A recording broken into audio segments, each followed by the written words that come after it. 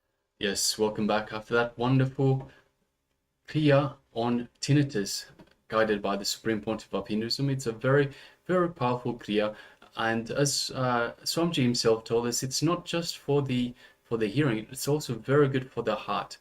So it solves all sorts of issues related to the heart as well. And also, Swamiji was beautifully telling us that this Kriya, the asanas that we perform during this Kriya, asanas and the breathing meditation and the locks that we use in this Kriya itself are very good for allowing the Kundalini, promoting the movement of the Kundalini energy throughout our body as well. So it's a very powerful, very good Kriya to practice, even if you don't have tinnitus. So this was tinnitus care for hearing, for sounds that you hear in the ears. But even if you don't have tinnitus care, it has so many benefits, so many. So I hope you all took notes and you can practice in your own time. If not, you can go to YouTube and for today's day 17, and you can find again where this Kriya has taken place, and you can watch it again and play along with Swamiji. Practice along with Swamiji as he takes you through the Kriya once again.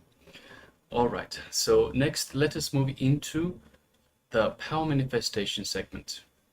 So requesting participants once again, let us get ready for the power manifestation segment. Let us gather our eye bands.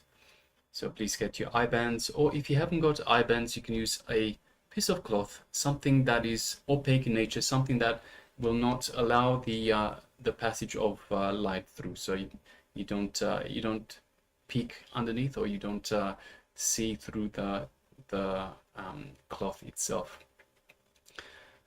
Also, requesting participants, please switch on your cameras. So we have a number of participants at the moment that have their cameras switched off. Requesting everyone, please switch on your camera and please be available in the camera. Let us put the eye bands on, or the eye covers. So requesting all participants, please go ahead and put your eye bands or eye covers on right now. And we'll be moving into the manifestation. So once again, it is an image. We'll be displaying an image, and through the power of the third eye, through oneness with Swamiji, Swamiji will be revealing what is being displayed in the image. So let us sit comfortably with our head, neck, and spine in a straight line. Let us invoke Swamiji in our inner space. Connect to Swamiji in our third eye, and let us start chanting the Mahavakya. Om Nityananda Paramashivoham. Om Nityananda Paramashivoham. Om Nityananda Paramashivoham. Let's continue chanting the Mahavakya.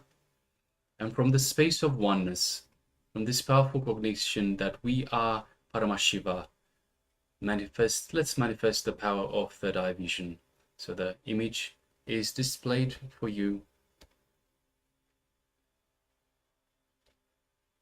right now. Please go ahead.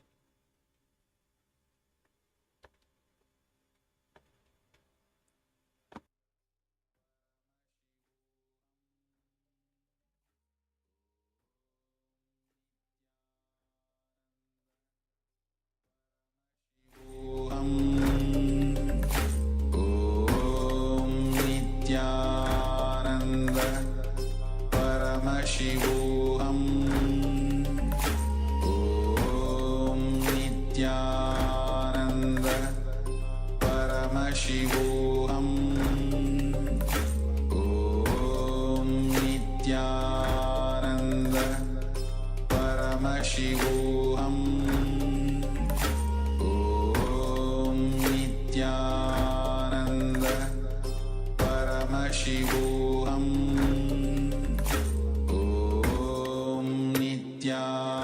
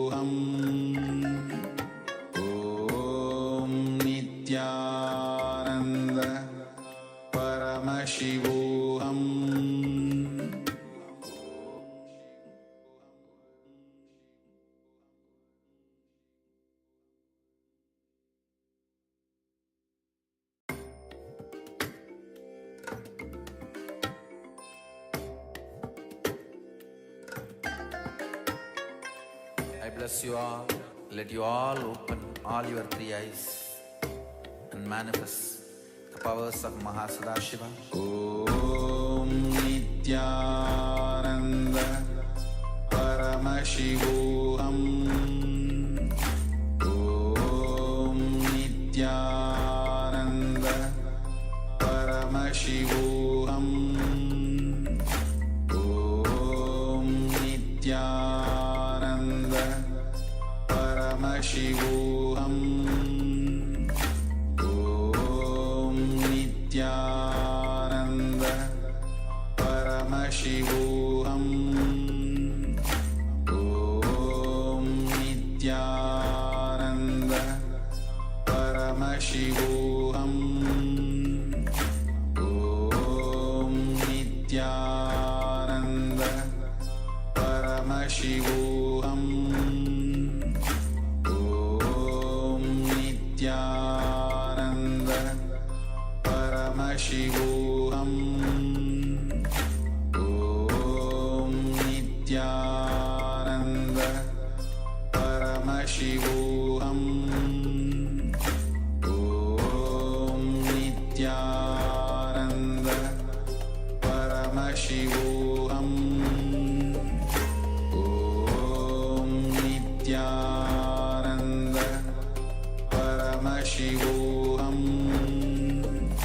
Om Nityananda Paramashivoham Om Nityananda Paramashivoham Om Nityananda Paramashivoham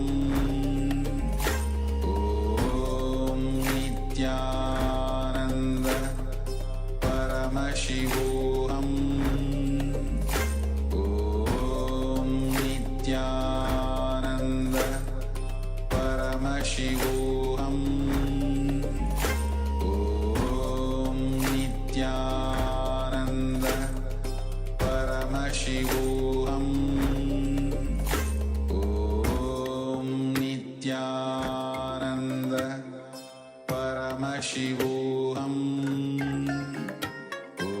Om Nityananda Paramashivoham Om Nityananda Paramashivoham Om Nityananda Paramashivoham Om Nityananda Paramashivoham Om Nityananda Paramashivoham Om Nityananda Paramashivoham Om Nityananda Paramashivoham Om Nityananda Paramashivoham Om Nityananda Paramashivoham.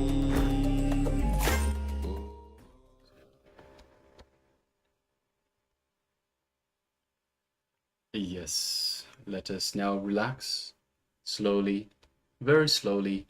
Let us open our eyes.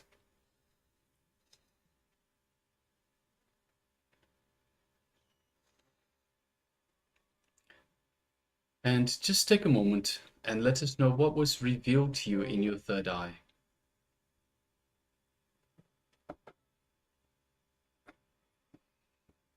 So in this round of the power manifestation, we displayed an image for you and requested you, the participants, to view the image through your third eye. So ask Swamiji to show you what is being revealed through your third eye. And now let us know what that revelation was. So let us know what was revealed to you by Swamiji in your third eye. Please take a moment.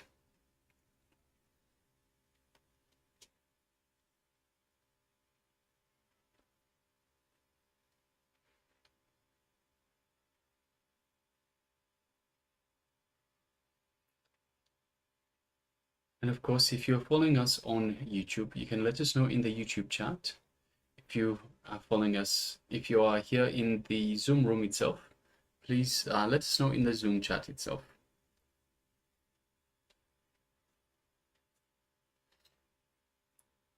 Yes, so we have Ma Xia Wu that shares blue chocolate color. Yes, thank you very much for sharing, Ma. And Ma Alice says gray triangle shape and brown background. Yes, thank you very much for sharing.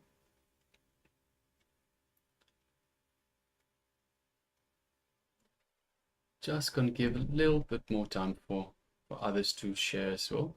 So if you've taken part in this power manifestation, requesting you to please let us know what was being revealed to you in your third eye. So We have Ma Lichika, Ma Kaylee Wang, Ma Suganyana, Shu Wei Ping, requesting you to please let us know if you've taken part in this power manifestation. Let us know what was revealed to you in your third eye. So shortly we'll be moving on to the verification, where we'll be displaying once again the image that we posted earlier for the first round of power manifestation. All right. So let's now display.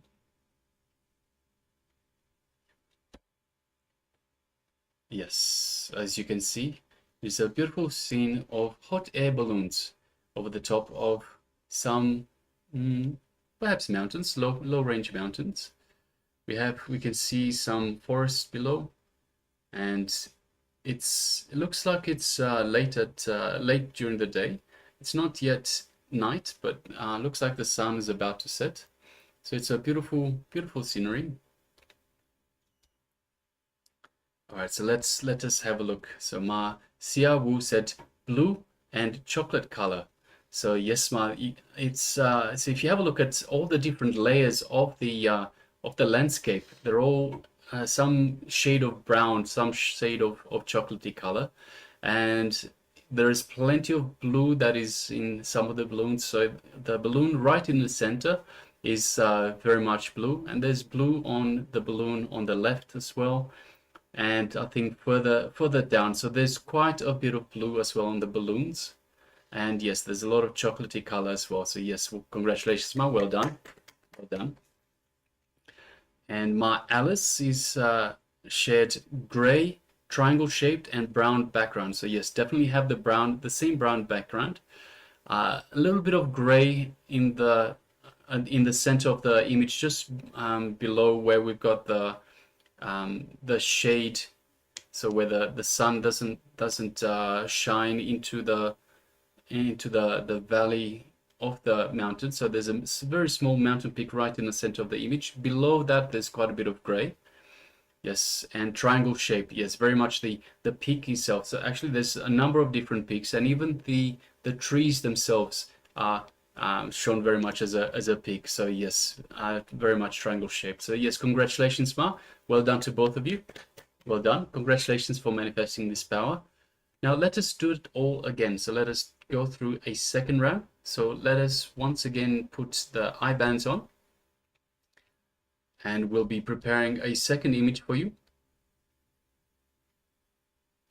So requesting you to please take a moment and put your eye bands back on as we select a second image.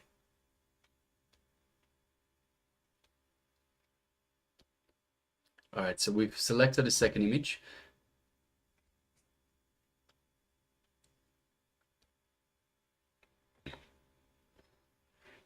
So requesting everyone, please put on your eye bands once again. Okay. And let us once again connect to Swamiji in our inner space. So let us invoke Swamiji in our inner space. Let us connect to Swamiji in our third eye. Start chanting the Mahavakya. Om Nityananda Paramashivoham. Om Nityananda Paramashivoham. Om Nityananda Paramashivoham. Yes, continue chanting the Mahavakya. And from the space of oneness with Swamiji, the Supreme Pontiff of Hinduism, the living avatar, let us manifest this power of third eye vision. So start manifesting now. The image is being projected on your screens right now.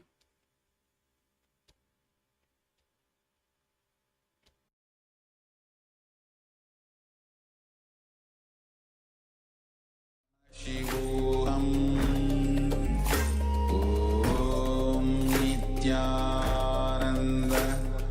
Paramashivoham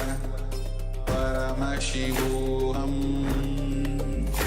Om Nityananda Paramashivoham Om Nityananda Paramashivoham Om Nityananda Paramashivoham Om Nityananda Paramashivoham Om Nityananda Paramashivoham Om Nityananda Paramashivoham.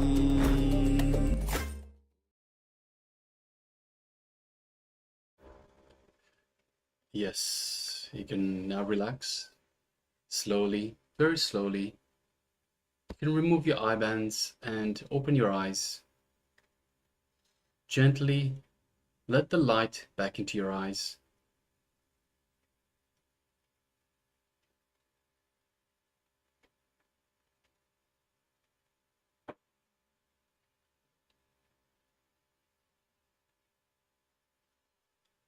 So yes, we can remove the eye bands now and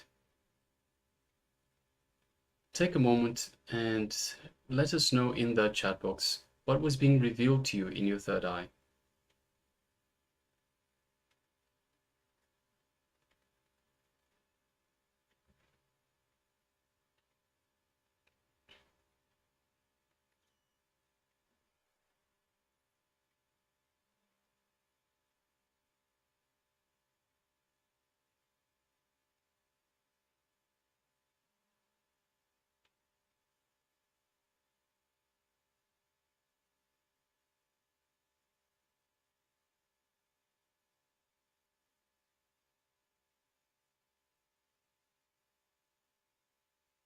It's requesting all participants, please let us know in the chat box what was revealed to you in your third eye.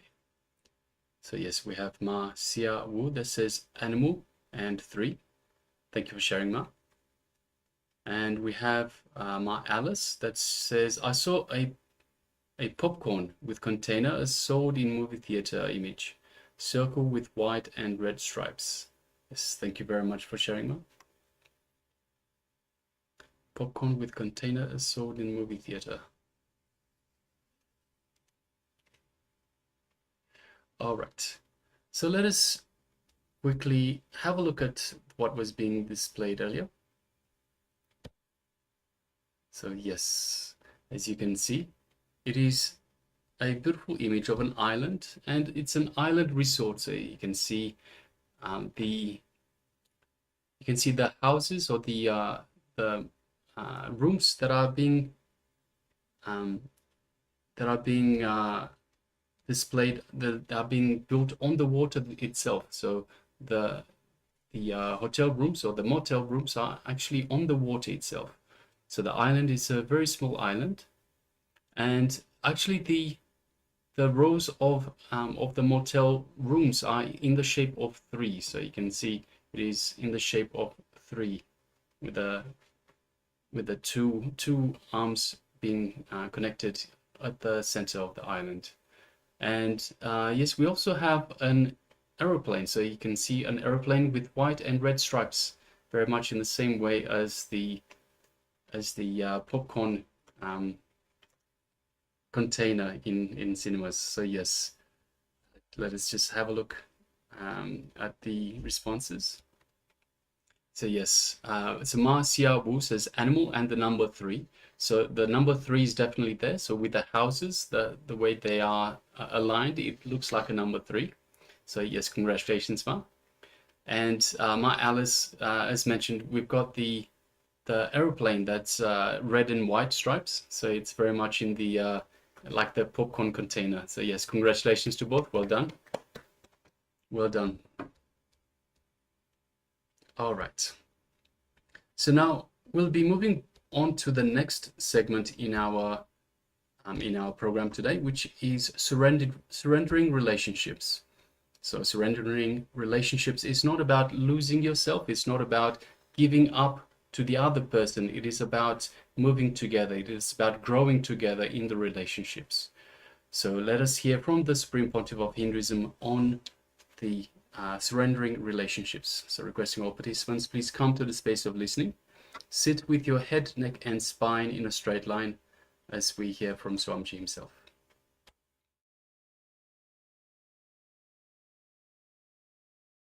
Here, first time Krishna is giving ultimate technique for quantum spirituality. He is the first quantum scientist in the inner world. In the inner world. He gives a technique for quantum spirituality. He says, relax and surrender. Suddenly, you will experience the intensity of your consciousness. You will understand you don't have to choose between horizontal line and vertical line. You can explode in all the 360 degree. You don't have to choose between this line and that line. You don't have to take choice. Please be very clear. Only when you experience the choicelessness. When I say choicelessness, I don't mean you will not choose anything. You will choose everything. You will have everything. When I say surrender, I do not mean the dead surrender. I have seen so many people saying, Swamiji, I surrendered everything to God. I surrendered everything to divine. I surrendered everything to existence. But you will see it will be only in the level of words, not in the level of reality, not in the level of existence. People make funny statements. Swamiji, I surrendered everything to God, but just please bless me so that I should have good job. I should have a little more paying job. As of now I have this job, but if you can bless me to have a little better job, it will be really nice. Please be very clear, our surrender is pseudo. Our surrender is pseudo. Before making any statement, be very clear about what you are speaking. Sometimes we make statements without even knowing the meaning. So many people, they will come and tell me, Swamiji, I surrendered everything to you. Please give me a little mental peace. I tell them, please come for one meditation program. No, 2 days I cannot afford. Just now they said, they have surrendered everything to me. And they say, I cannot afford 2 days. Sometimes we make statements without knowing the situation or the reality. Small story. One journalist, a reporter, he saw a crowd gathered around an accident in the road. He tried his best to get in, to see. He is not able to. He suddenly started shouting, oh my son is got in the accident. Please give me the way, give me the way. He started shouting. People all gave way. He just went near and saw one donkey was lying in front of the car. There was a donkey in front of the car. Please be very clear. Before making any statement, know the situation. Without knowing, when you make statement, you are the person who is going to suffer. With the surrender also, we make statements without knowing the truth. With the real surrender, you don't exclude anything, you include everything. You just experience the whole. You explode in all the directions.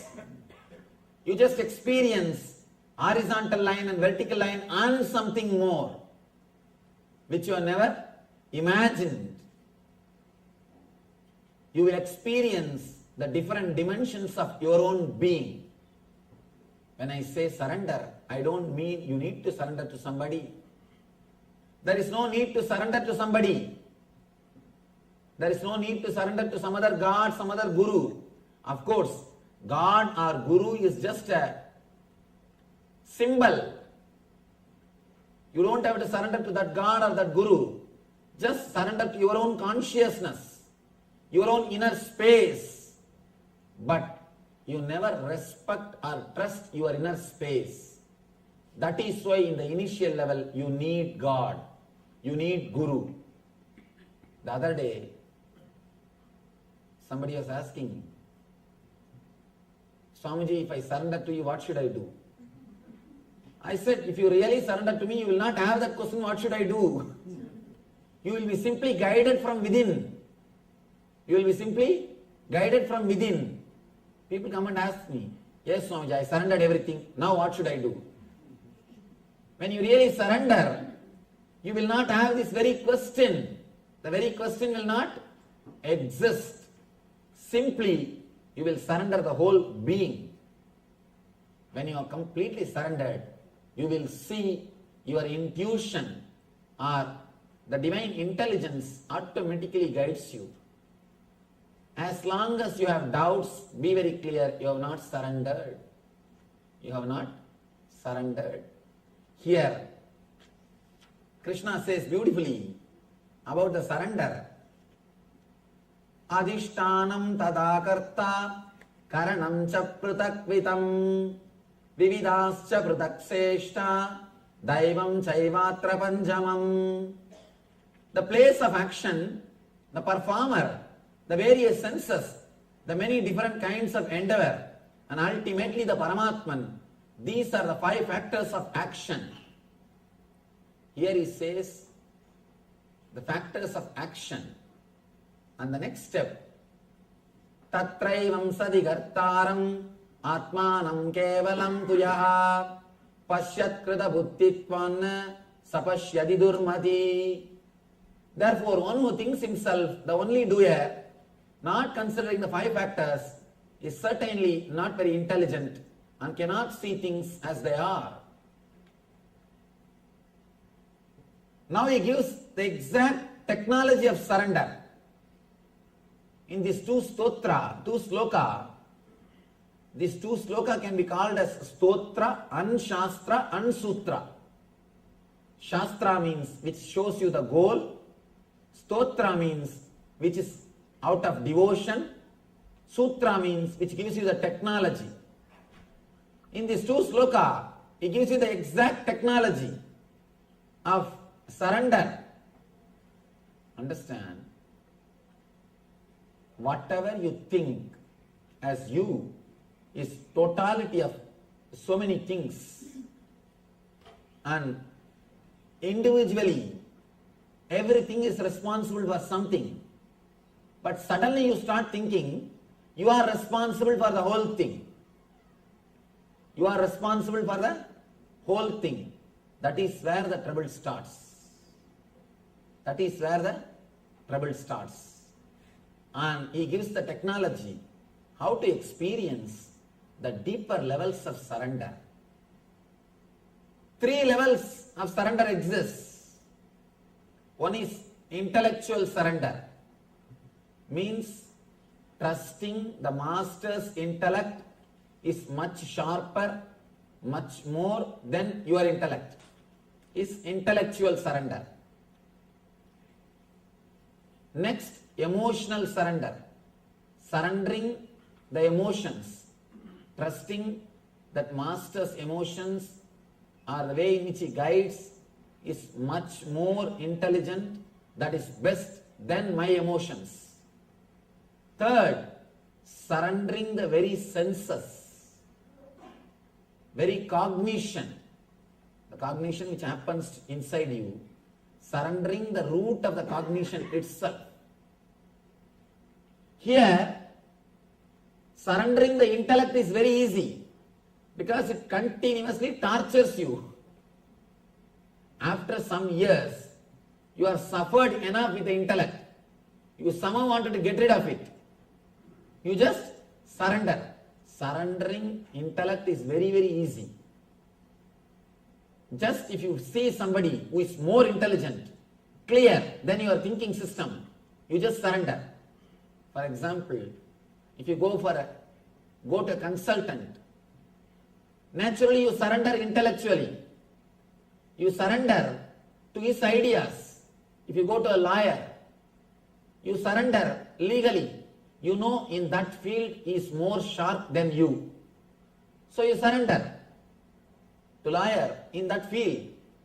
When you go to some accountant, you surrender to him intellectually as far as the accounts concerned, because he knows much more than you in that field.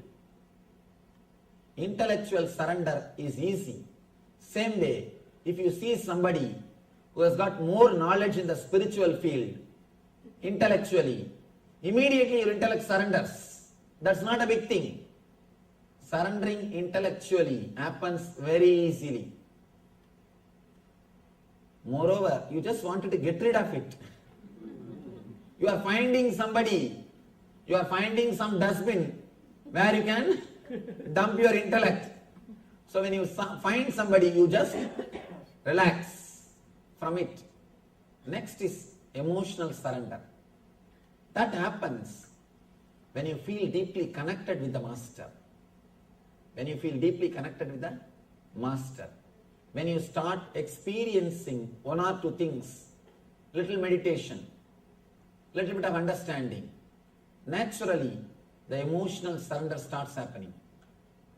You start respecting his emotions much more than your emotions. Master's emotions means whatever he tries to guide you, whatever way he wants you to live, you start giving importance to that more than what you think as life. Slowly, slowly, he becomes the center of your life. Almost like you start respecting him more than all other emotional attachments. The priority is slowly changing. You start thinking in your emotion, in your emotional level, Master comes as a number one priority. This is what I call emotional surrender.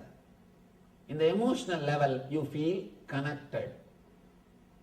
Next, a deep level, of course, it's a spiritual technique. Because you all heard enough of these intellectual things, these 17 days, I think now you should understand the deeper levels of techniques. Surrender of senses means even your senses will listen to what he says. One disciple asked the Rishi, Vedic Rishi, why should I surrender? What is the need? Master asked, as far as you understand as you, how do you know you? He says, through my senses. According to your senses, who are you? I am this body and mind. Master says, according to your senses, you are body and mind. But according to me, you are God. Only when you surrender your senses, only when your senses starts listening to what I say, you will see the truth of what I am explaining. According to you, according to your senses, you are body and mind. But according to me, you are God. When you surrender your senses, when you believe me more than your senses, you will experience you are God. He says, the moment you believe me more than your senses, you will understand the meaning of Tattvamasi.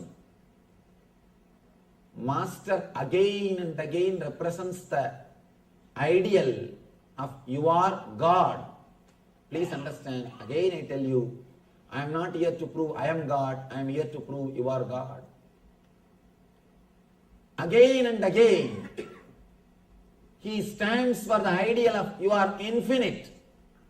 There are so many dimensions in your being which you have not explored, which you have not experienced. Again and again, he is showing so many dimensions of your being to yourself. He is showing so many dimensions of your being to yourself. Master stands for your multidimensional being. He again and again shows it is possible for you. When it is possible for me, why not for you? But as long as you believe your senses, you will be sure that your body or mind. Only when you trust Master more than your senses, you will understand Master's words are true than your senses. Then you will experience the truth of Master's words. Then when Master says you are God, suddenly you will realize, yes, that is truth. All these days, my body and mind, my senses are telling, I am body and mind. As long as you believe your senses, you will believe only their ideas. The moment you start believing the Master more than your senses, you will realize the truth which Master explains. Two persons are speaking from two stages. One side your senses, they are saying you are body, you are mind. The other side Master is sitting, he is saying you are God and you are divine. You have so many dimensions of your being. Enjoy everything, experience everything. If you are sitting there and listening, you cannot listen this. Only when you believe this, the words of the Masters, more than the words of the senses, you will be able to experience the truth that you are God. You are ultimate. You are material and spiritual both together and something more. Let me tell you a small incident in Krishna's life. After the Gita, Krishna and Arjuna, both of them are going somewhere. After the war, everything is over. Maybe for a picnic, outing. Suddenly Krishna says, Arjuna, see that white color crows. Arjuna says, yes, beautiful white crows. After 2 minutes, Krishna says, no, they are black crows only. Arjuna says, yes, Krishna, they are black crows only. Suddenly Krishna asks, fool, what happened to you? When I say white, you say white. When I say black, you say black. What happened to you? What happened to your senses? Arjuna says, Krishna, I do not know what happened to my senses. But one thing is sure, when you said it is white, I saw them as white. When you said they are black, I saw them as black. I do not know what happened to my senses.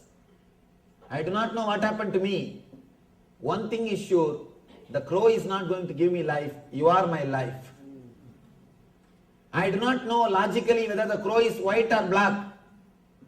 But I saw as you directed. When you said it is white, I saw it as white. When you said it is black, I saw that as black.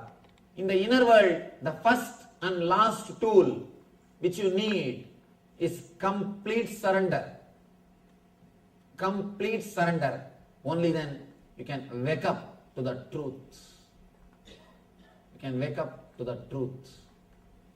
Then Krishna says, you are right. Because you started trusting me more than your senses. If Arjuna is trusting his senses, at the most he would have been a good warrior, good king. But because he trusted Krishna more than his senses, he has become enlightened. Krishna says, if you trusted your senses, you would have at the most had good eyes. You would have seen the black crow as black crow and white crow as white crow. That's not a big deal. We are all seeing that way only. And that's not a big deal. Because you trusted me more than your senses, you have become enlightened. You are liberated. And he has experienced the truth of Krishna.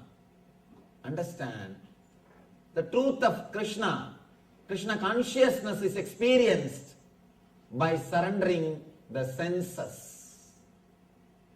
Not just by intellect, not just by emotion, but by surrendering the very root of intellect and emotion, the senses, which supplies the data, the source of the data itself is surrendered.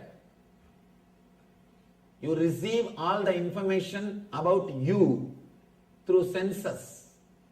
Please understand, you do not know about you. You respect yourself only by the data which you collected through the senses. If somebody says you are beautiful, you put the entry in your book, I am beautiful by so and so. If somebody says you are intelligent, then you put that entry, I am intelligent by so and so. If somebody says you are tall, dark and handsome, you put that tall, dark and handsome by so and so. If somebody says you are dumb, then you put I am dumb by so and so. At the end of the day, you put all the things together and see the report, survey. You just see the survey report. Then you come to the conclusion, 72% of the people say I am intelligent. And next 20% they say I am dumb. There are few remaining people who don't want to say any words, who is not interested in any opinion. So understand whether you remember, whether you understand this way or that way. At the end of the day, you see the survey report and you decide the gist of the report is you. When 70% people say, I think 70% may not be fools, I must be intelligent. You come to the conclusion about you only by others' opinions. Whole day you are in signature campaign. Continuously you are taking survey. You go around, please tell me something about me. Please tell something about me. You are continuously doing the signature campaign. Here Krishna says, surrender the very senses, which gives you an idea about what you are. When you surrender the very root, which gives you an idea about who you are, you will naturally experience you are neither body nor mind as you are suggested or advised, made to believe by the society. As long as you believe the senses, you will be believing your body and mind.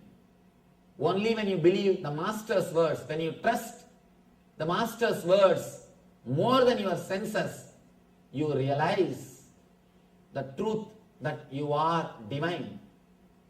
One side, all your senses are sitting and telling you you are body and mind. The other side, Master is telling you you are divine and you are in bliss. You are consciousness beyond body and mind. Now it is up to us what we are going to choose. If you believe the senses, you can't believe the Master. If you believe the Master, you can't believe the senses. Whether you are surrendered to your senses or surrendered to the Master will be decided based on your way of life. It is up to you to surrender to the Master or surrender to the senses. Here Krishna says, only when you understand all three levels of surrender, surrendering in the level of intellect, surrendering in the level of emotions, surrendering in the level of senses, only when you experience all three, the ultimate experience of surrender happens to you. I tell you, the very surrender itself is enlightenment. Don't think after surrender enlightenment will be issued to you. No. Don't think you will surrender, then you will get a paycheck through courier. Enlightened, you are enlightened. No. The very surrender, that very moment you experience the truth. You experience the truth. Understand? We usually play with the words. Again and again, we play with the words. Whenever you play with the words, at least let you be aware you are playing with the words. I have seen people going and telling, Swamiji, I surrendered to Krishna my whole life. I have surrendered to Venkateshwara. My whole life I surrendered to Shiva. Please bless me that my life should be happy. Understand, if you are really surrendered, you will never even ask that my life should be happy. And people come and ask me, I have surrendered to Venkateshwara, I surrendered to Krishna. Should I do meditation camp, Swamiji? Please be very clear. If you are really surrendered, you don't need meditation camp. But as long as you have doubt, should I do the meditation camp or not, you need. If you have the idea that should I do or not, be very clear, surrender has not still happened. The moment you surrender, you disappear. There is a beautiful verse in Tamil. Let me explain the idea, then I will quote the verse. When you surrender I and mind to the divine, when you give I and mind to the existence, the Parashakti existence, he gives his I and mind to you. Both bank accounts merge, becomes one and the same, it becomes joint account. You have nothing to lose. Ordinarily, as long as you think the body and mind and being is yours, Sariram Rogamayam, Manam Sogamayam. Sariram Rogamayam, body is filled with diseases. Manas Sogamayam, mind is continuously depressed. What we have to surrender? Nothing except the body filled with disease and the mind filled with depression. When you drop that two at the feet of the divine, he gives his body and his mind. Sariram Devamayam, Mana Sukamayam, and Atma Anandamayam. You get the third thing, Atma Anandamayam, free offer. When you offer the body and mind of yours, Sariram Rogamayam, Manas Sogamayam, he gives you Sariram Devamayam, Manas Sukamayam, Atma Anandamayam. And there is a beautiful verse. Ramana Maharshi, he sings about the Arunachala. Tandadu Yendanai Kondadu Undanai Sadurar Yargolo Arunachala. The translation is, I gave me to you, but got you as in return. Who is more intelligent? Who is more intelligent? Understand, in surrender you have nothing to lose, you have everything to gain. Surrender is not like giving up something. I am not saying give up all your properties. No. Give up all whatever you have. No. Nothing is necessary. Keep everything with you. And just don't internalize them in your system. Just take care. You are not internalizing you. Only one thing. Don't judge you based on your properties. You are far more higher than what you think you are. Do not judge yourself based on your bank balance. Do not judge yourself based on your relationships. Do not judge yourself based on the name and fame. Do not judge yourself based on your friends. You are far more higher than all these things put together. As long as you are judging yourself based on all these things, you will be internalizing all these things in your being. All these things will be a major points. All these things will be the center of your life. All these things will be pulling and pushing you. You will not have you for your being. As long as these are the factors of your life, as long as these are the centers of your life, your bank balance, your relationship, your name and fame, be very clear, your life will be pulled and pushed by all these things. You are something far more higher than all these things put together. The whole thing, you need to understand, just do not internalize all these things in your being. Understand you are something beyond. The moment you wake up to the truth, you cannot be just divided. You cannot be just put into one frame based on all these ideas of your balance, your bank balance, your relationship, your attitudes, your name and fame. Only these few things cannot judge you. I am something far more higher than all these things.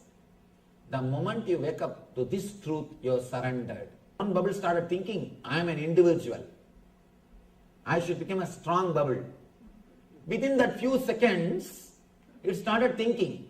Not only started thinking, started collecting other small 2-3 bubbles. And started getting one big bubble, you are my wife, support. Another one big bubble, hey, you are my son, support this side. You are my father, support this side. It started collecting some 10-12 bubbles and tried to save himself, tried to protect himself, and got 2-3 sand pieces or the small piece of sand from the beach, and he started telling, these are all my properties, these are all my treasures, this is my bank balance, this is my relationships, let me protect all of them. He tried to create a fence to protect his treasures and his relationships. How long he can play this game? For 2-3 more seconds before he even finishes his game, simply will disappear into the ocean.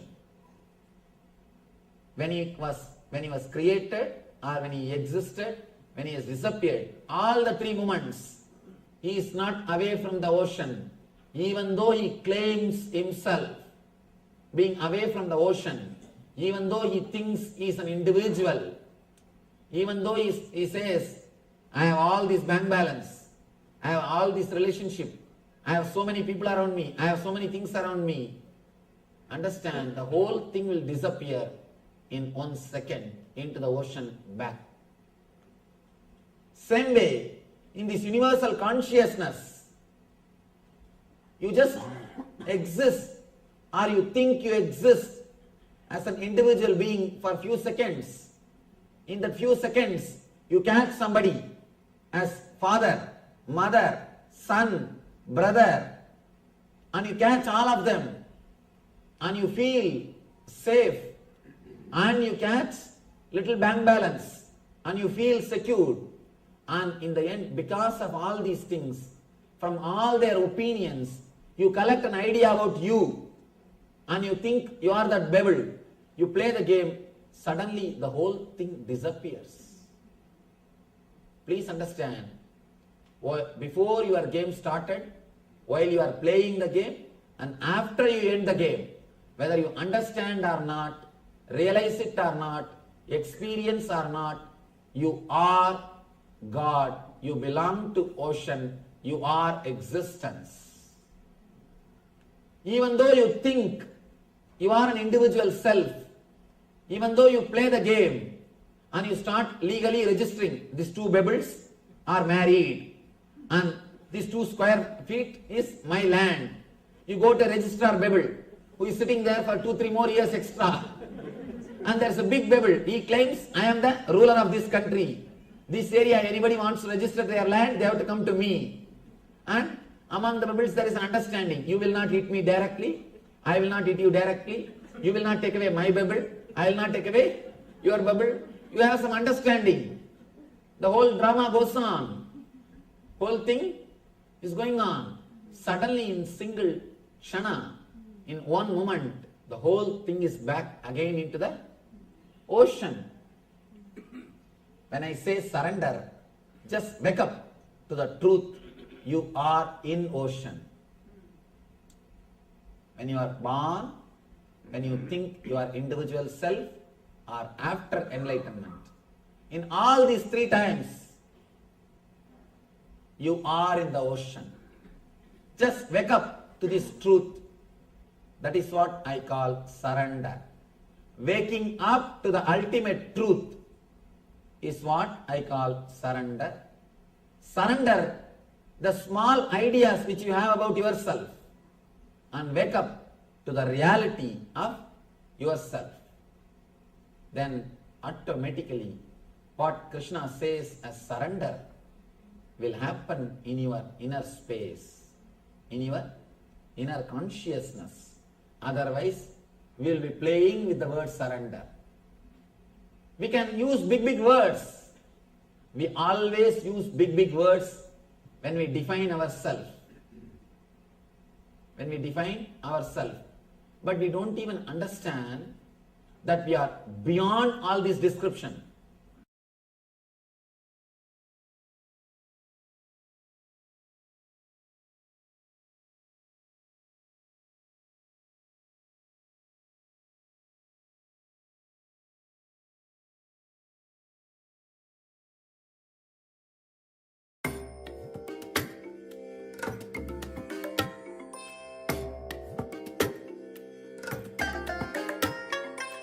I bless you all.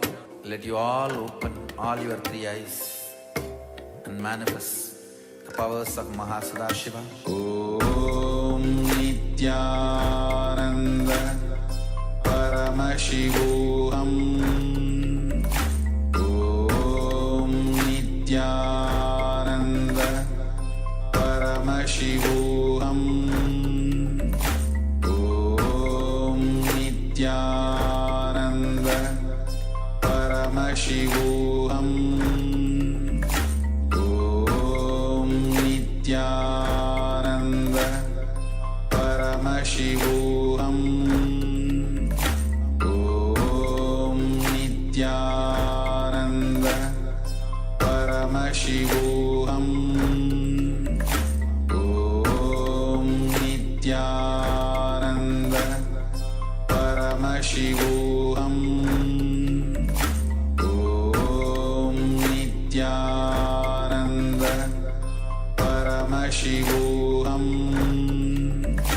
Om Nityananda.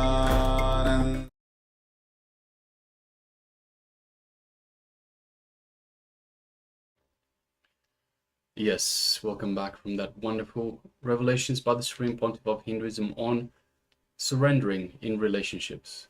So Amji beautifully told us about the different types of surrendering. So there's surrendering of the intellect, surrendering of the emotions, and of course surrendering of the senses.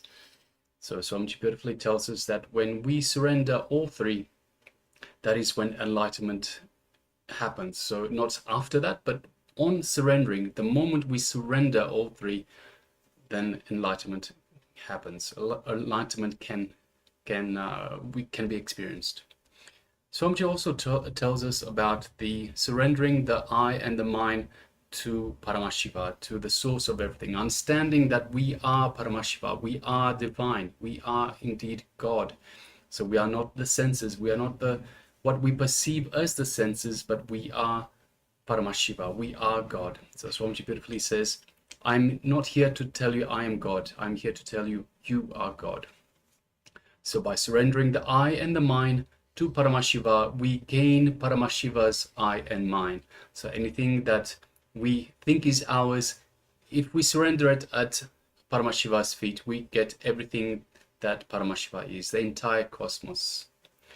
So from that powerful cognition, we'll be moving into the internalization exercise on how to surrender.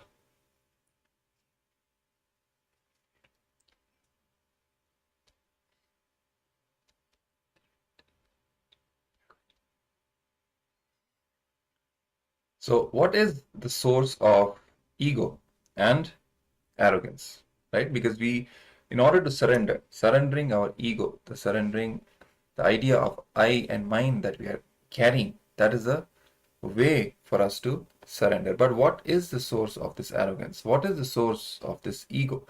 The I you experience is from mine, all right? Due to the delusion of the lust, you start feeling the mind is from I and constantly trying to legitimize the decisions of the mind as the decisions of the I. You feel that your mind starts from your feeling of I, and you start legitimizing the decisions of this mind as the decisions of the I. But actually, it is all coming from the mind. Mind is the source. Look in. How often are you attributing your decisions of mind to the decisions of I? For example,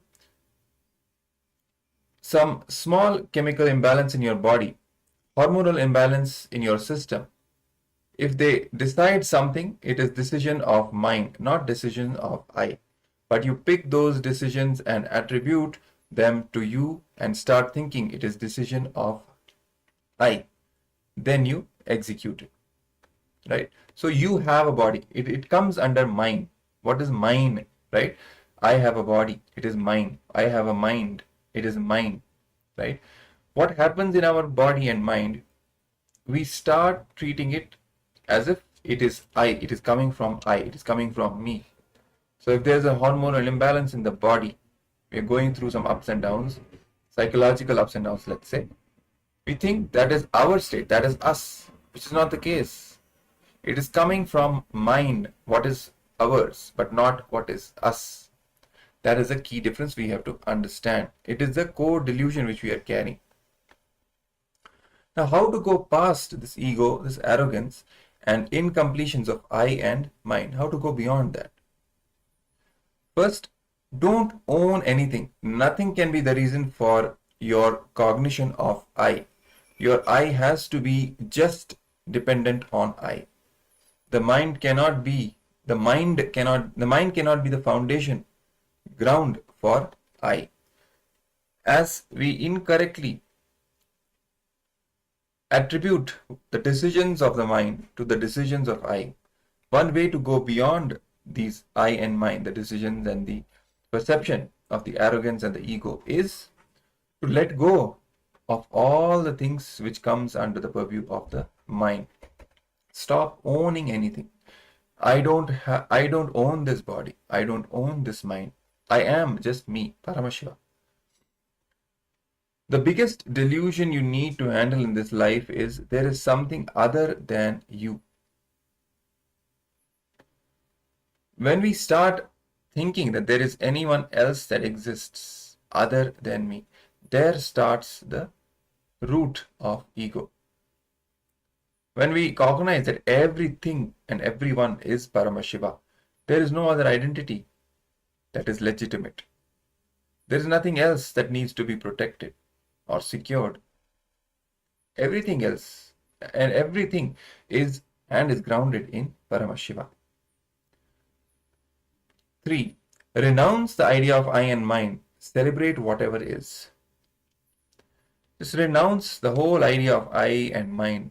Whatever we are attributing, the labels we are giving, this is mine, this is not mine, this is me, this is not me, this just whole concept, just renounce it.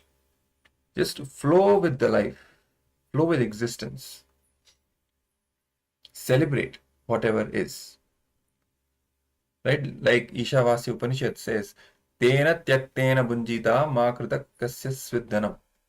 Renounce whatever there is and just celebrate life. That is the concept here. Everything is part of you. So be part of it. You can enjoy everything because everything is part of you. You pervade everything. You are Paramashiva. You are consciousness that pervades the whole of existence. So don't carry this idea of this is mine, this is not mine, I want that, I don't want this. Just to do tyaga of all of this. And just enjoy existence. Then, finally, go on. Let every decision you make, let every thought you entertain, every word you utter, every action you do, let it be based on Advaita. Be grounded on Advaita. Advaita means oneness, Paramadvaita, oneness of existence. Let all your thoughts, words, and deeds be grounded on Advaita and flow from Advaita. Then you will see that you will simply flow with the existence, flow with the life, and you will not carry that ego, that arrogance, or try to protect your false identity, which is just a delusion. It is not even there. But our whole life just goes in protecting these false identities. Once we just relax from all of this, false identities, the ego, arrogance, the idea of I and mine, when we relax from all of this, true surrender happens. So now let's do the exercise so that we can internalize these truths. Write down in which area of your life you are experiencing a continuous pull and how it impacts your inner space. There must be something in your life which is always kind of pulling you. You have that feeling, that kind of a suffocation inside, where you feel that there is something in your life that is constantly pulling you. You cannot relax from it. What is that? Identify that. Then write down what all opinions others have expressed about you. This is about opinions, others' words. Then decide to surrender the whole thing. Okay? 3-step process. First, write down in which areas of your life are you experiencing a continuous pull and how it impacts your inner space. Second, write down what all opinions others have expressed about you. Third, decide to surrender the whole thing. So let's now enter into this internalization exercise. Give a few minutes. Do the process. Take a pen and paper and write down these responses to these steps, and then consciously sit and surrender the whole thing. You can drop all of these at Swamiji's feet. You can visualize dropping all of these at Swamiji's feet. All right. So let's now enter into this exercise.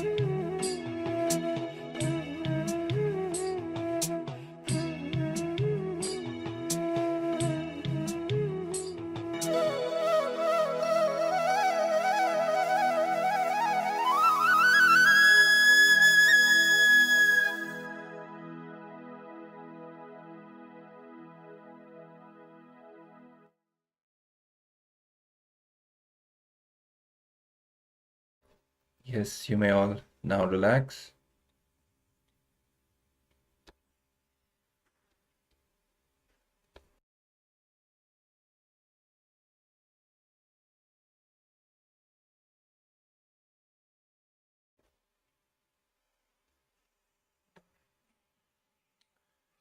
So you can practice this technique in order to really relax from all the ideas of I and mine that you carry, the strong arrogance and ego that we carry inside. We can relax from it more and more. And when this happens, we will see simply the surrender becomes a reality for us. So with this internalization exercise, let's now move to the power manifestation session.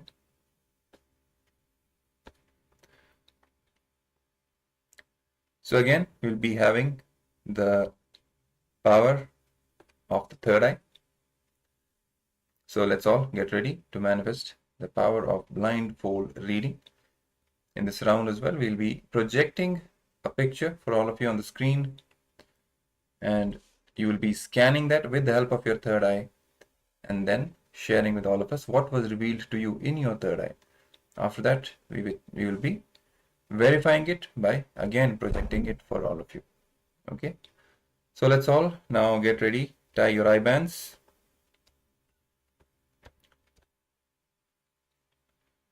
Please tie your eye bands, all the participants. We request all of you to involve in the power manifestation sessions. Switch on your cameras and start with tying your eye bands so that we can project the picture for all of you and start the power manifestation round.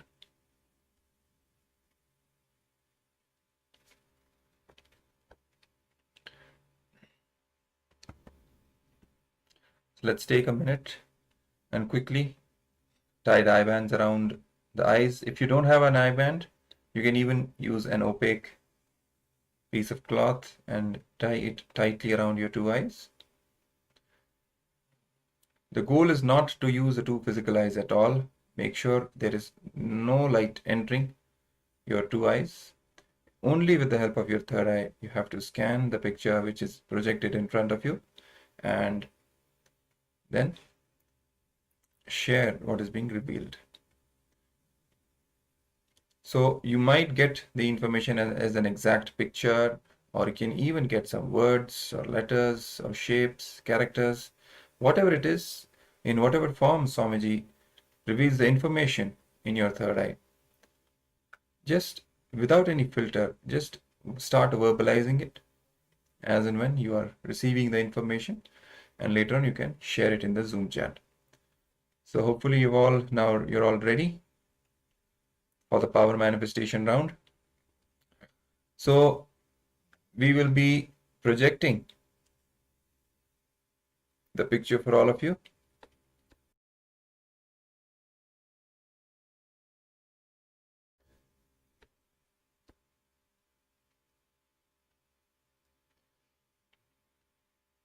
Just give me a moment.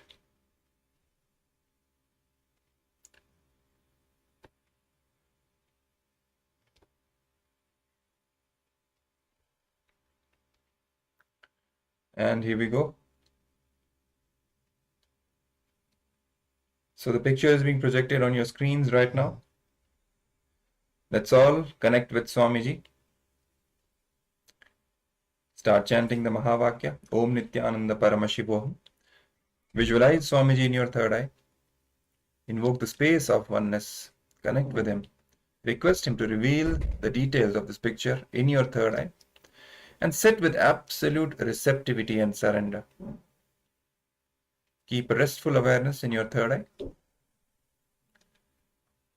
And start scanning the picture which is in front of you. Try to see what Swamiji is revealing about the picture. And whatever you see, start verbalizing. Don't put any other judgments in front, that this can be wrong, this cannot be, right, this cannot be revealed. Whatever is revealed, just start verbalizing. So let's start with chanting the Mahavakya. Om Nityananda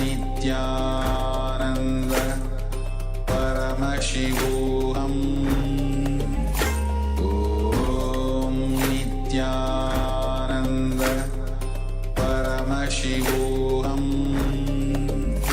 Om Nityananda Paramashivoham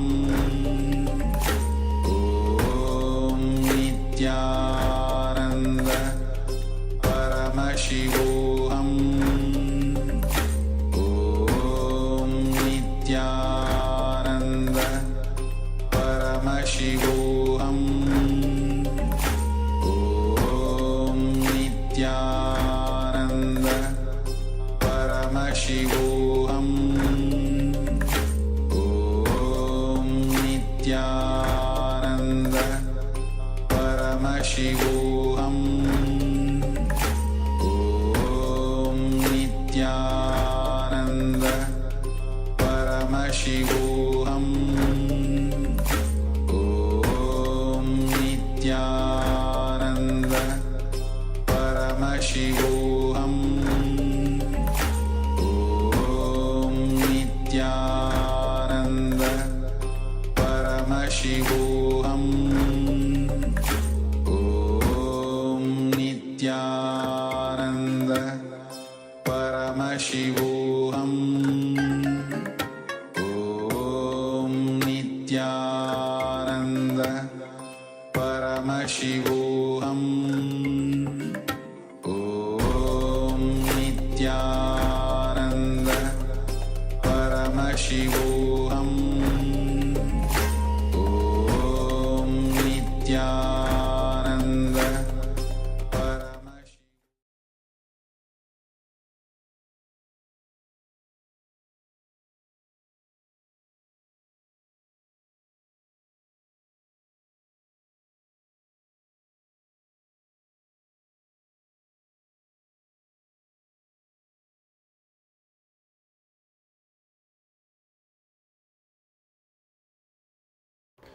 Yes. So now you may all relax, and slowly you can remove the eye band.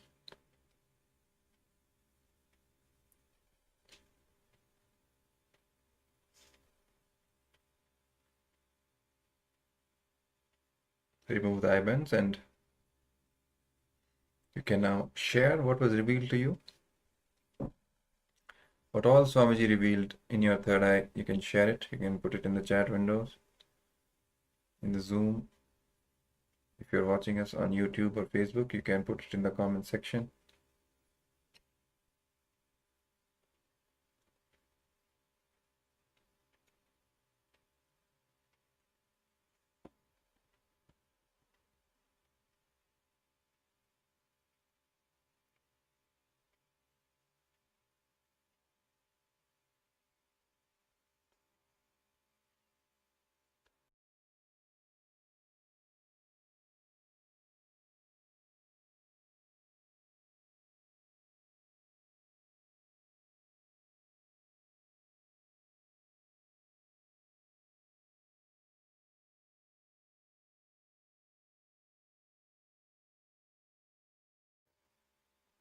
Yes, requesting all the participants to put in the chat what all you saw in the third eye.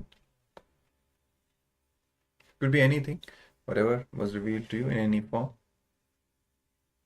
Yes, Ma Xiaobu shares flowers and seaside. Thank you very much for sharing, Ma. Anyone else? Yes, so requesting Ma Lichika and Ma Alice, if you've taken part in this power manifestation round, please let us know what was revealed to you in your third eye. And also requesting the other participants. So we have Shu Weiping, we have Ma Suganyana and Ma Kaylee Wang. If you're with us, please switch on your camera and be visible within the game. Sorry, within the frame of the camera. Yes, Ma Alice writes puzzle and wood blocks. Yes, thank you very much for sharing, Ma.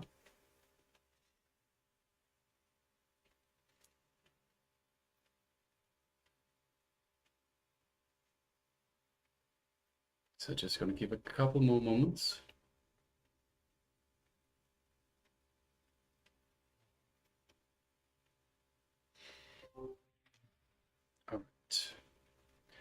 So let's now display the picture for all of you so that you can see it for yourself.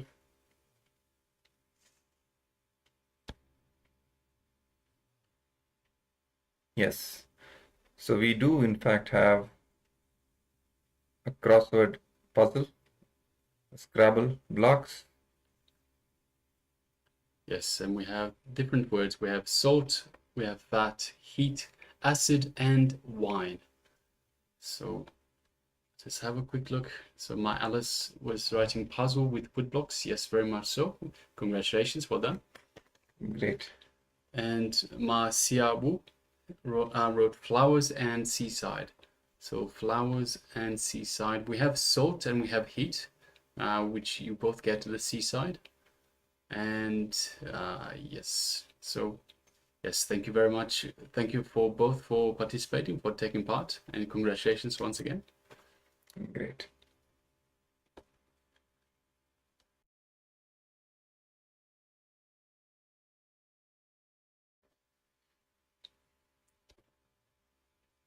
All right, so now we'll be moving on to the next segment in our program.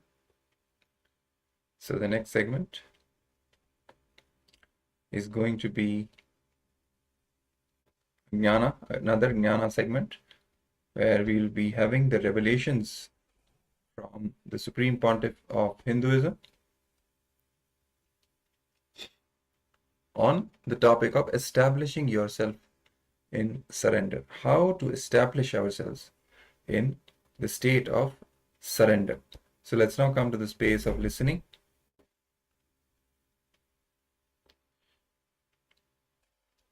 Sit with the head, neck, and spine in a straight line.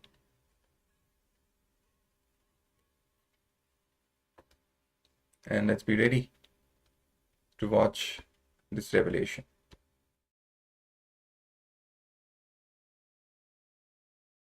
The mark of the modern sannyasi with a theft motion sensor and titanium supralloy casing.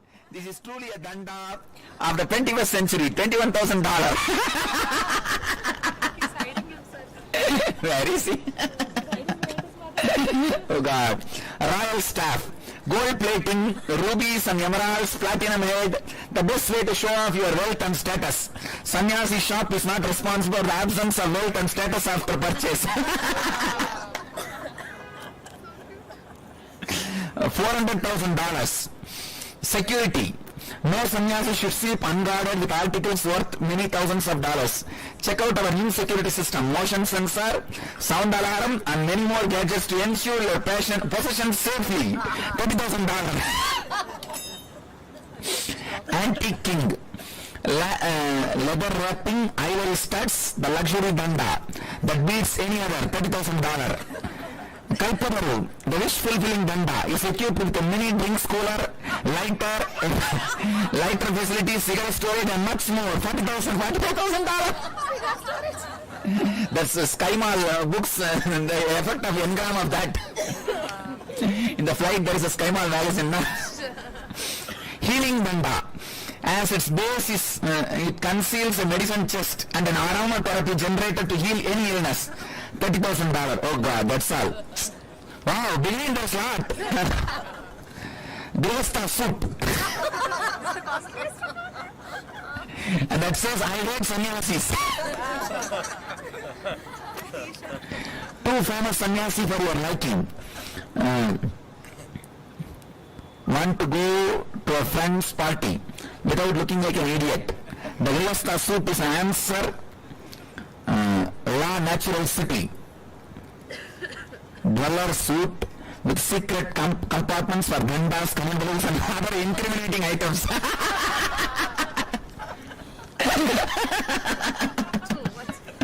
The Himalaya suit. The Himalaya is too cold for you. Try our new Himalaya suit. 3 layers of thermal synthetic wool, interpressed with electric heaters, and layers of vacuum pack. Warning, wear above 20 degrees Celsius, minus 20 degrees Celsius, and risk of dying of heat.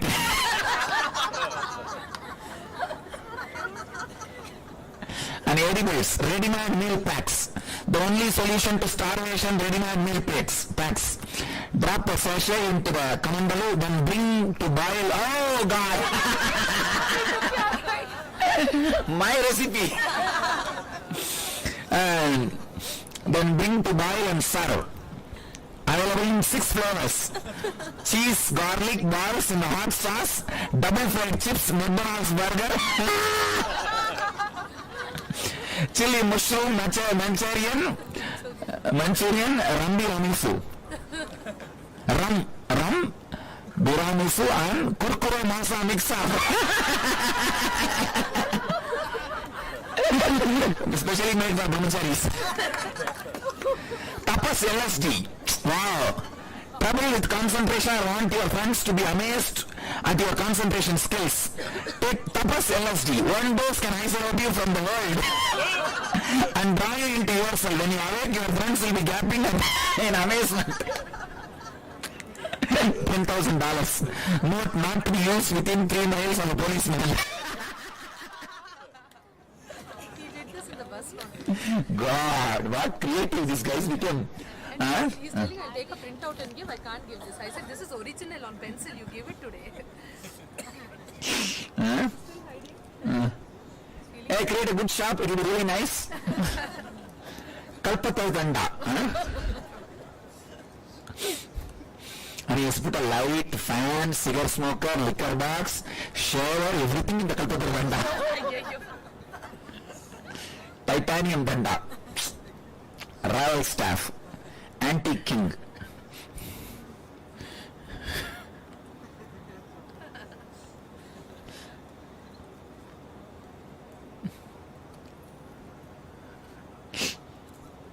Have it. Yeah, give it to him.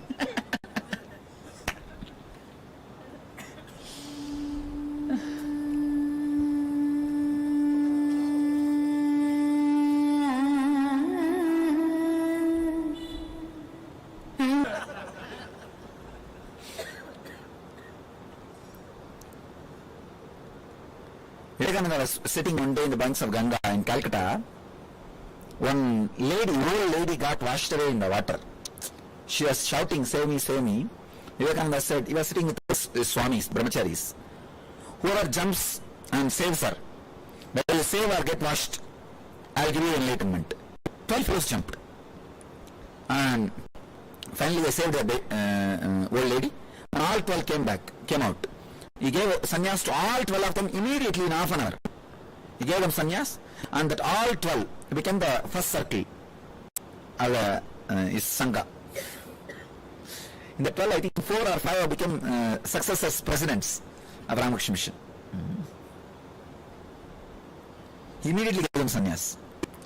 He said, you guys are much more worthy of sannyas. One lady gave sannyas to 12 people.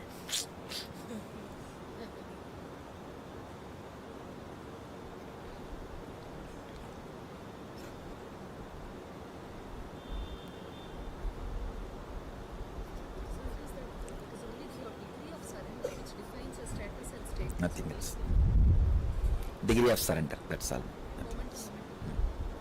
Maintaining surrender, that's what, being established in the mood of surrender.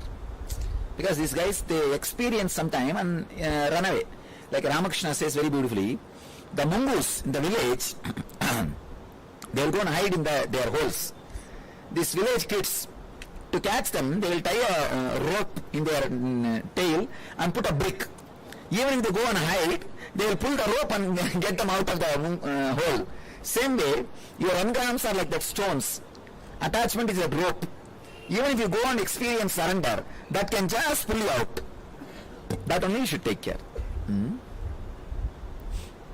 it's easy to experience surrender with you. That's what I am saying, no? No, not only that, even with me experiencing, if you are continuously experiencing, then no problem. Continuous experience, that's there. Continuously being established.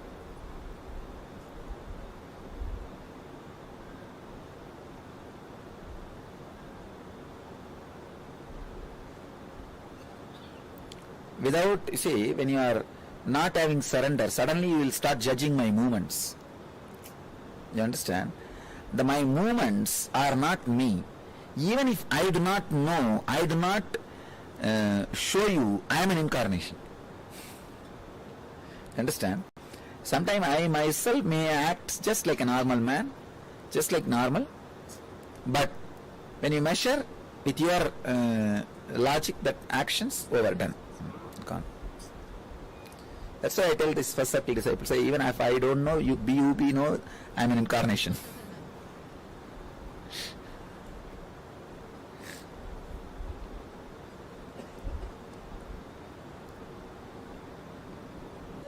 Do the scheduling. There was on the way one family who Huh? came. I didn't believe at all it will be open. You only told me all doors, all roads are closed. Swamiji told me, Huh. decide first place where you want to go. Huh. I'll open tomorrow. That's very what I said. Where you want to go, tell me, I'll open that tomorrow, immediately. And I heard somewhere after we came from lost it. Huh? Kedarnath, Swamiji want to go Kedarnath first. All right, go. After we came from Kedarnath, apparently it got And the blocked. day Swamiji landed in Rishikesh, rain stopped that day. And as soon as we started, it started raining. ஏன்னா 4 நாளைக்கு திறக்கான்னு சொன்னாங்கப்பா யமுனோத்ரி கங்கோத்ரி எல்லா ரூட்டும் Manishananda told you told me 15 days at least it will take. Even the first road he said it will take 4 days. I said nothing doing, tomorrow it will open. You plan and I told tomorrow where you want to go. You just show me. Actually I told him to bring the map. And he brought the map. I just put my hand. It's all open. Now you block. Now you book. Authorize as climate guru, Swamiji. No guru in the world can do this. No, actually, he showed me where the blockage, Swamiji, where it's all black and where we are supposed to go. I put my hand and it's all open. Now plan for it. All blocks are removed. Go over. Swamiji, the hotel fellow is telling it cannot be believed. It is Sakshat, I mean, really he himself has come, that's why it is happening. What is there? You see, nature respects us. When we respect nature, we are the most ecological group who never disturb Ganga, Himalayas, who come happily and celebrate and go back. So nature respects us, that's all.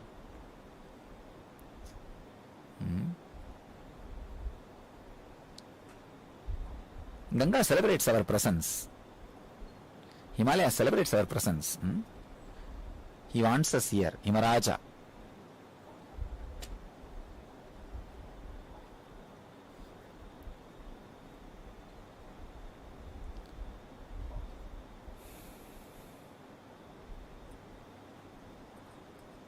So you guys had this time darshan of Vyaskufa also. Vyaskufa, Saraswati, Ganesh wrote, Ganesh Kufa. Ganesh also wrote in Vyaskufa only. Then he stayed there, rested there. After the tiredness of writing, he just slept there itself. Because that Pandit told us from up the Vyas would talk and down Ganpati would write. No. He sat there only and wrote. He slept here. That's the story. He told us like this. That's why if you go into the cave and sit, you will feel, if you will hear the sound of an elephant roaring. When the elephant sleep, there will be mild sound. That sound will be heard. I limited Swamiji hit my head to the rock. Too much it was shocked that it was too powerful. There's always rainfall near the source of Saraswati. Yes. Oh, there's a rainfall. It is not source, it is disappearing into earth. See, source is from sky. When she landed, she disappeared into the earth with that force. Naturally, when the water comes, it makes a small dent in the. So it went so deep, and then after that, it hitting the stones below, it came back and started flowing. That U part is Saraswati. That out part is Ganga.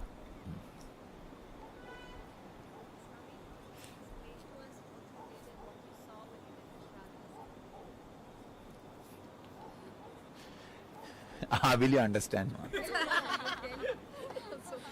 Next.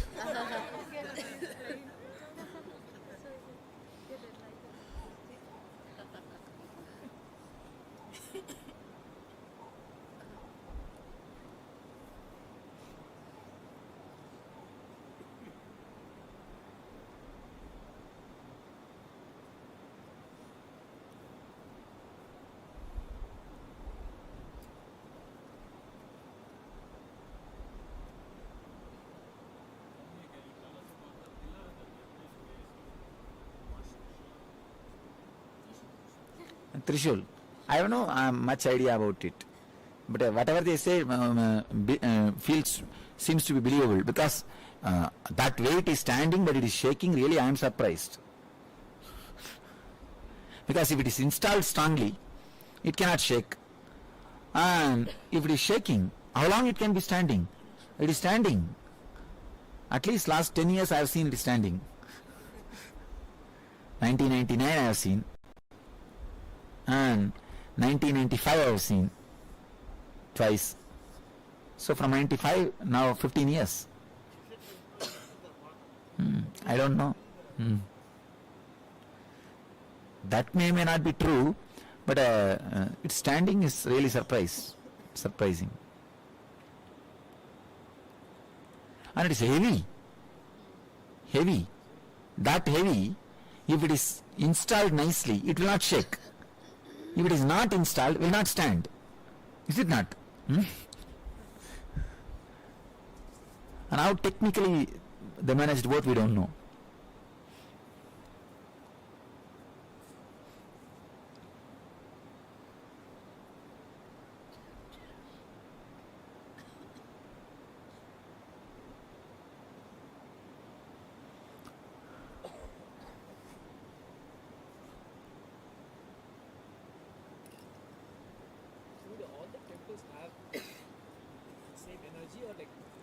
No.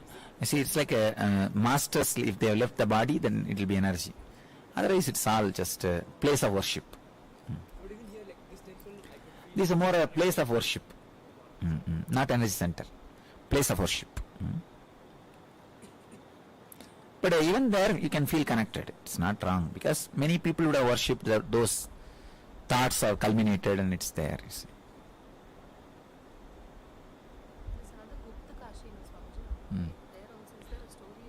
Panchakashi is there.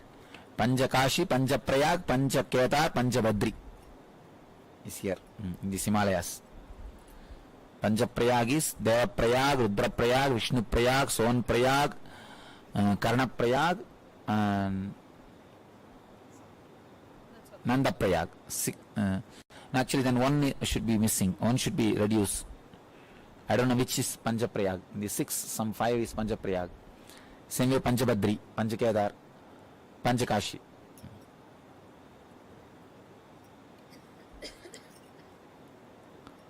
In Himalayas alone. In all over India, 12 Jyotirlinga and 12 Prayagas are there. They say that Pandavas first came to meet Shiva there. Oh. Went away from there because he didn't want to destroy their own kin, so he didn't want to put them there, so he went to Kedar and then They ran behind Kedar Pindi.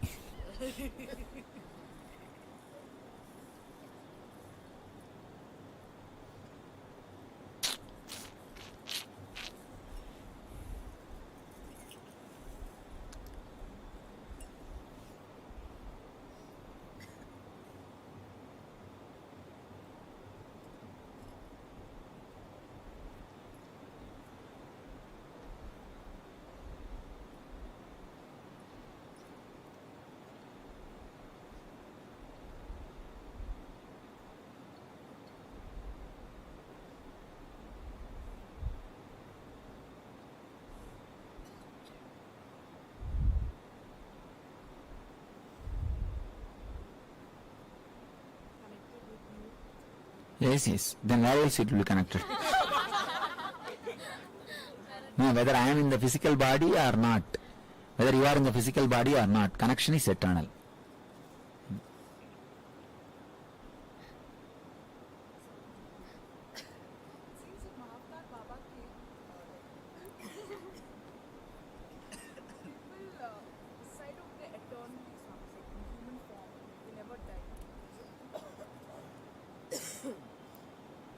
There is a group of people.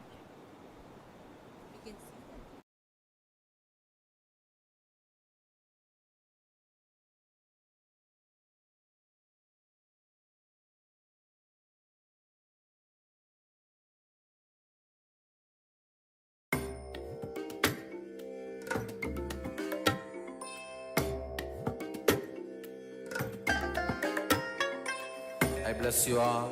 Let you all open all your three eyes and manifest the powers of Shiva. Om Nityananda Paramashivoham. Om Nityananda Paramashivoham. Om Nityananda Paramashivoham. Om Nityananda Paramashivoham. Om Nityananda Paramashivoham. Om Nityananda Paramashivoham. Om Nityananda Paramashivoham. Om Nityananda Paramashivoham. Om Nityananda Paramashivoham. Om Nityananda Paramashivoham. Om Nityananda Paramashivoham. Om Nityananda Paramashivoham. Om Nityananda Paramashivoham. Om Nityananda Paramashivoham. Om Yes, Nityanandam, and welcome back to all the participants. And yes, today, until now, we are learning about bhakti, devotion, and how devotion is literally the best thing that you can receive from Paramashiva, from Swamiji, even more than enlightenment itself. Because devotion is literally the ultimate experience of life. It is your connection with the divine, and it'll just make your entire life so beautiful, and it's a bridge to the divine with which you will start to manifest extraordinary experiences, and the feeling connection, the sacred sentiments with the divine love will, you'll be able to experience that, which is extraordinary. Devotion, somebody says, bhakti is much even better than enlightenment itself. And today we are learning about that and how to experience devotion in our lives. And now we have learned about surrender, how to surrender to the divine.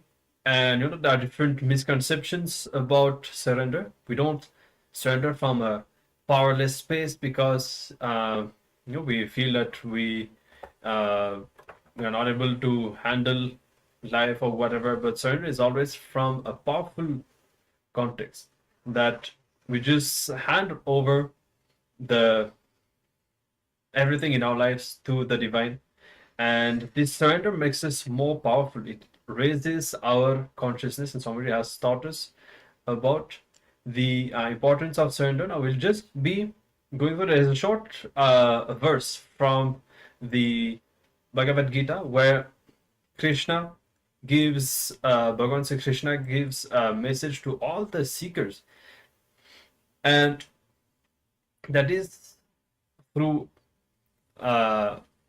this message, Bhagavan Krishna tells all the seekers that should be complete, to drop everything and surrender unto him. Mamekam Sharanam Vraja. That is the only and the final solution. So it's a very simple verse, but that needs to be internalized deeply by all of us. So maybe you can just write it down a few times in your notebook, and as you do so, contemplate on this meaning. So just take a few moments, write that verse and the message down, and contemplate on that, on the essence of surrender. I'll be showing the verse in just a moment. You can have your notebook and pen ready, and internalize what is surrender. How can we bring surrender in our lives?